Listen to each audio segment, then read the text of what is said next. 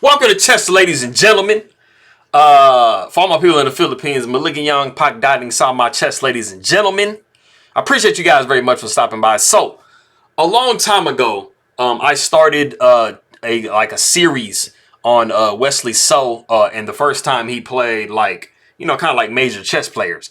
So I've covered a handful, and so I have Wesley So versus Alexander Grischuk, and this is the 2011. It is the Blitz Qualifier, like trying to kind of see who's going to be playing in the Blitz World Championships and stuff like that.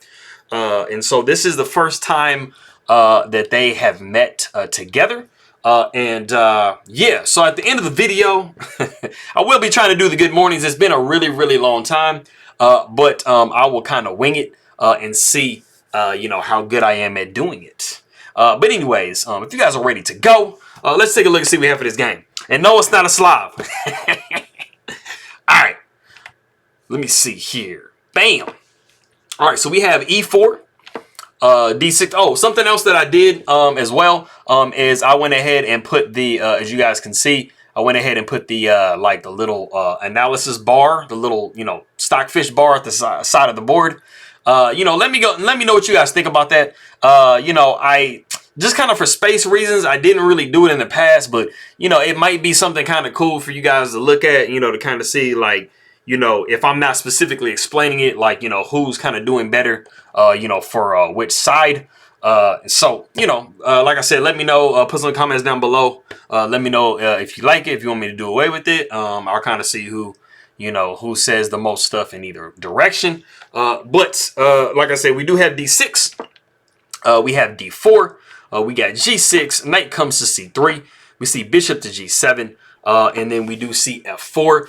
And I mean, all we're pretty much trying to do is we're trying to set up the best possible center. Almost always when you're white, you do want to try to achieve this E4, D4. The hyper modern school is going to be more for let me try to control the center with my pieces, my fianchetto bishops. But if you are going to play, an E4, D4, you do want to try to, get this E4, D4 setup. And you want to kind of follow it up either with a C pawn or a F pawn, kind of depending on how you want to play. But you are trying to, get a really great center so you can control a lot of squares. And you have a good potential for a pass pawn at some point. So we do have knight coming to F6. We see knight to F3. We got castles by black. Bishop comes to D3. We see knight to A6. Which might look a little bit strange. It is slightly strange, but it's not necessarily bad. You are thinking of possibly going knight to B4, disrupting this bishop a little bit. And then, do you want to take back with the queen or do you want to take back with the pawn? So, I mean, there's a little bit of, legitimacy to it. And normally when you see knight to A6, a follow-up move is coming back to C7. And you are just trying to make sure that, this pawn push is going to be on the board and you're not blocking it with knight coming to C6. So we do see castles by white. And then we actually have C5, like I said before. Sometimes you will see knight B to D7 just to make sure you don't block that pawn. But you can see knight to A6 as well. Just, whatever you prefer. And we have actually reached a point in the game that if you do want to pause the video and see what white should play in this position here, it's really kind of the only move. Go ahead and do so.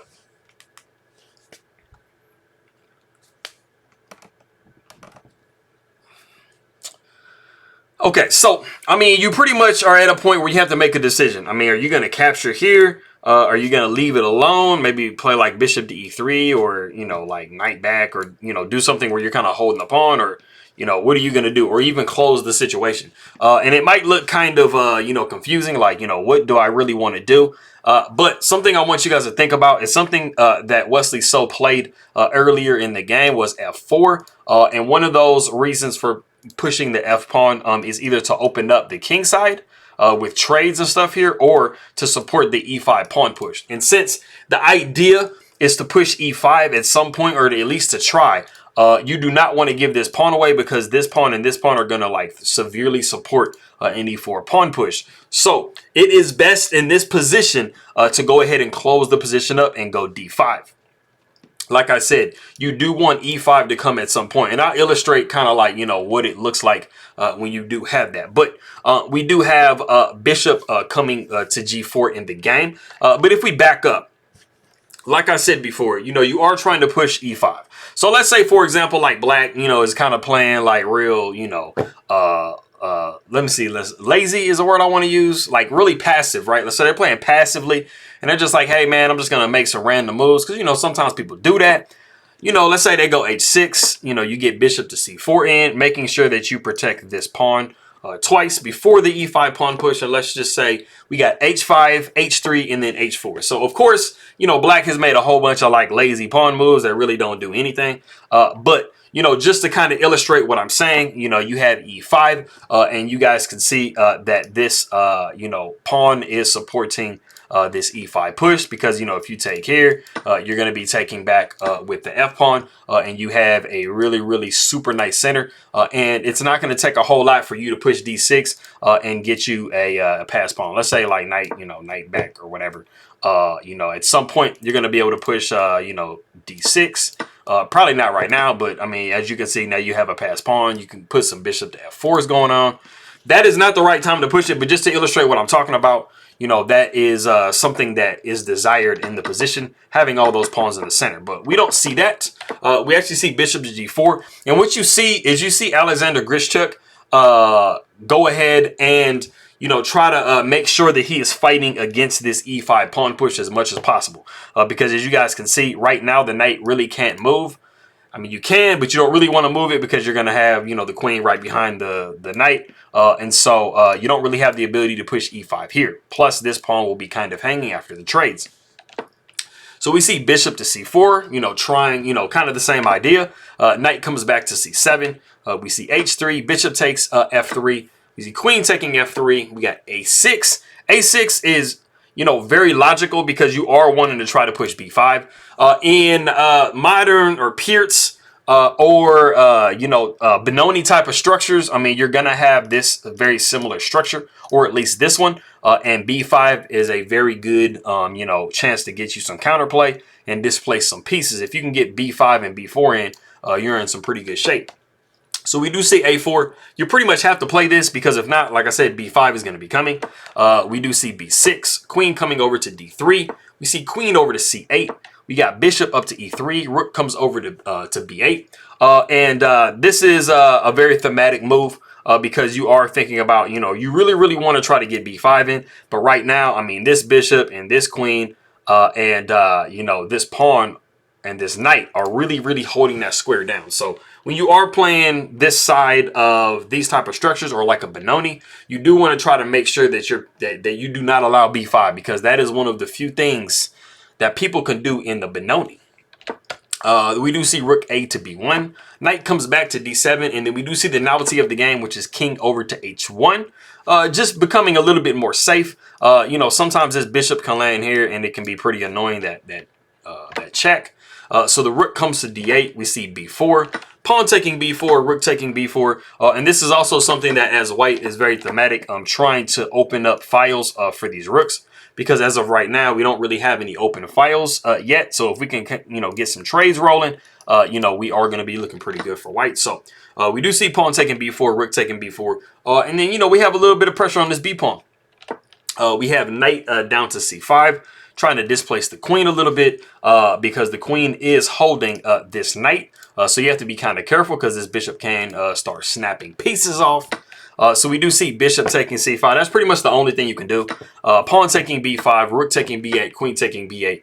And then we do see a rook over to b1. We see queen over to a7. We see knight down to d1. We see rook over to b8. Just trying to, you know, take control of that file. We do see c3. Rook taking b1, queen taking b1. And let me check something real quick. 1 second. Let me see here. Okay, so it is right. Okay, cool. Bam. Bizam. All right. We do see a5. A queen comes up to b3. Trying to be as active as possible. As you can kind of see, the queen is kind of doing, you know, what a rook does on this open file. Even though black is going to, you know, try to contest that. We do see knight over to a8. We see knight up to e3. We see knight down to b6. H4, H5, G3, queen coming over to C7. We see king up to G2. King over to H7. We see bishop down to E2. We do see C4, and this might look kind of strange at first because you're like, wait a minute, isn't it just giving a pawn away? But if you think about it, black does have this bishop on this pawn, so you are not really giving the pawn away. After the knight takes on C4, knight takes C4, queen takes C4. I'm not 100% sure what happened in the game, but I think it is at this point that the players agreed to a draw because, of course, we haven't had a threefold repetition yet. And so, you know, we're going to go ahead and, you know, trade here. Bishop's going to take, and then we have bishop taking C3. And we do have a bishops of opposite color. You know, this bishop is going to pretty much nestle up here. There isn't really a whole lot that you can try to do to force the win because as you guys can see, I mean, the pawns are completely even on each side of the board. And I mean, the kings can just literally just kind of float around forever in these little areas. Bam, bam. And that is all she wrote. So even though it wasn't super exciting, that was the first time that Wesley So and Alexander Grischuk, also known as Sasha, came by and, you know, they played their game for the first time ever. 11 years ago. All right.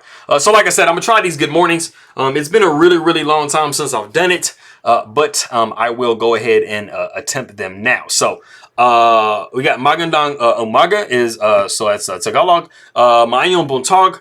Mayad na agahan, naimbag na bigat, masantos ya kabusan, marhe na aga, buenos dias, maayong aga, mapia na uma, kapian kapuno dios, mayapa abak, mayad na aga,